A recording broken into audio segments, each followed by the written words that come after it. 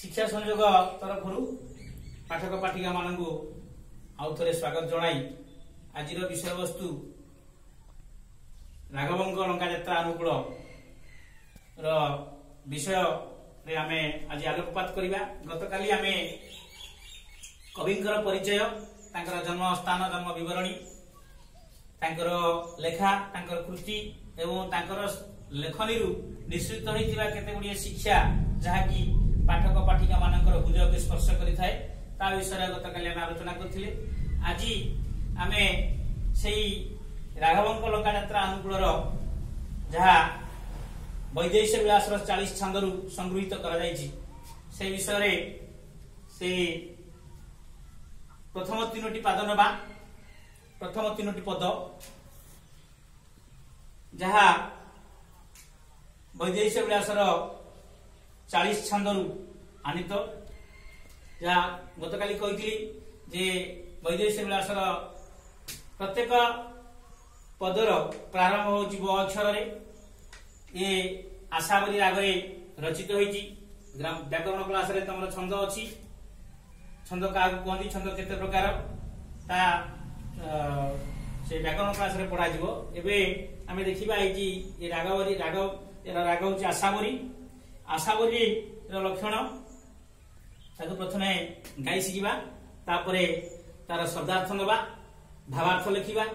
प्रश्न उत्तर करिबा। बलिला राघव आशा सीता प्रापति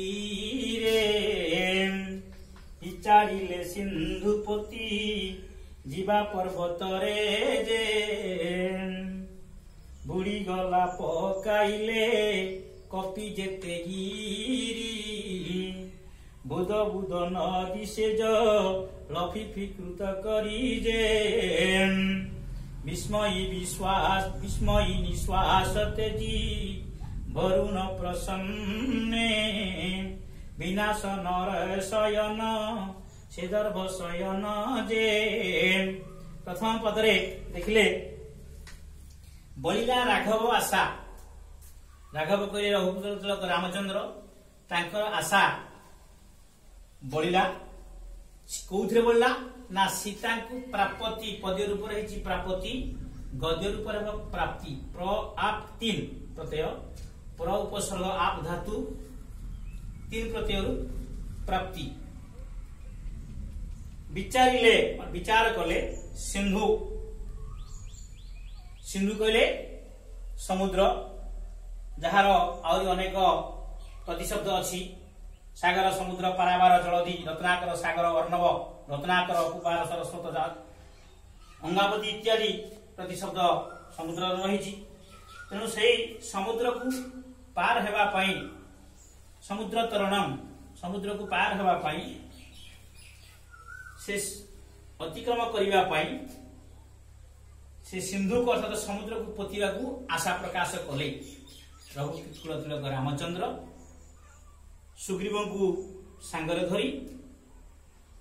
एवं तांकर सुग्रीव संगरे जो थिले कपि माने कोउथरे पोतिले ना पर्वतरे पर्वतर अनेक प्रतिशब्द अछि महीधर भूधर शिखर पर्वत गिरी अचल शैल इत्यादि। तेणु विचारिले विचार कले सिंधु अर्थात समुद्र को पर्वत माध्यम पोती देवे एवं से समुद्र को अतिक्रम करी सीता को पाइबा आशा प्रकट कले।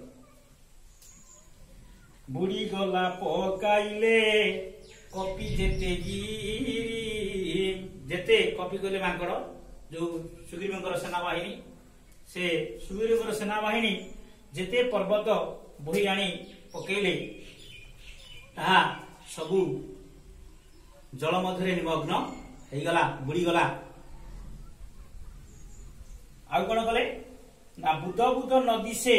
जल फिफीकृत करिजे बुद बुद कले पानी फटका पानी भितर पहाड़ को पकई देले ता भितर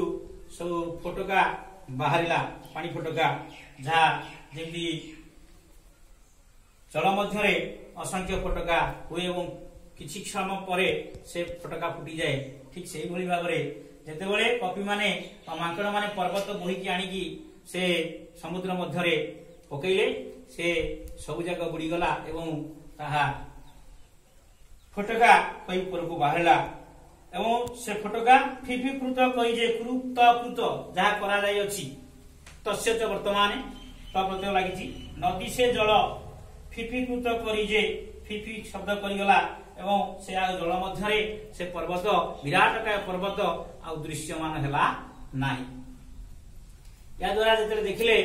रघुतिलक तिलक रामचंद्र एते बड़ विराट पर्वत को जेते समुद्र मध्यरे पका जाउची से समुद्र ये जल मध्यरे लीन हो जाउची सेते बेले से हत श्वास हे गले एवं आश्चर्य हेले कवि कहउछथि कवि को भाषा रे सेटा विस्मयी निश्वास तेजी वरुण प्रसन्ने विनाशन रे शयन से दर्भ शयन रे विस्मय अर्थात आश्चर्य होई से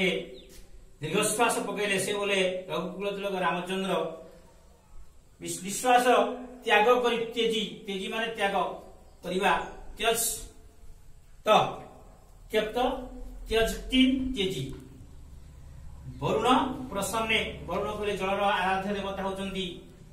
वरुण तेनु ताकू प्रसन्न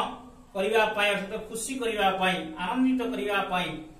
रघुकुल तिलक रामचंद्र कौन कले ना बिना सन रे एटी संधि जे अछि बिना युक्त असन समान होछि विनाशन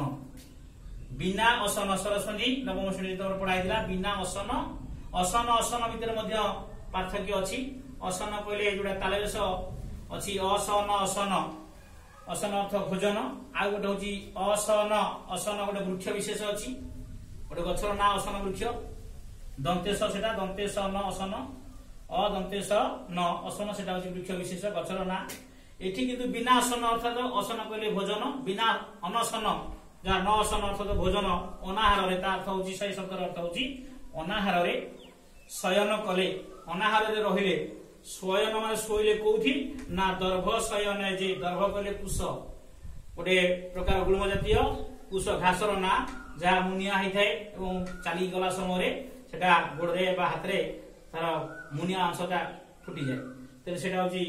कुश सज्जा रे ताको सहन करिया को पड़ला काहे की ना वरुण देव को प्रसन्न करिवा पई वरुण की ना जलर आराध्य देवता होचंदी वरुण ताको प्रसन्न करिया पई ताको खुशी करिया पई प्रत्येक जलाशय निकट रे जेते बेले शुभ कार्य करा जाए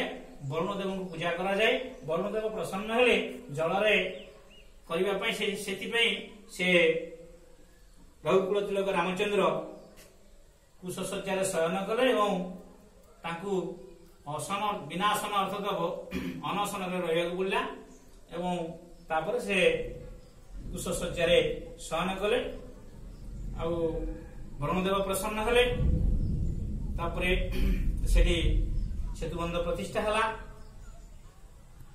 सेतुबंध प्रतिष्ठा परे रामचंद्र पुणी थे लंका को गमन कले एथिए आ गोटे प्रसंग तमर आसीबो नल राजांकर प्रसंग से नल राजांकर प्रसंग रे नल जेते बेले ए सब जेते बेले बुडी गला पहाड़ गुराक सेते बेले से नल को निमंत्रण कले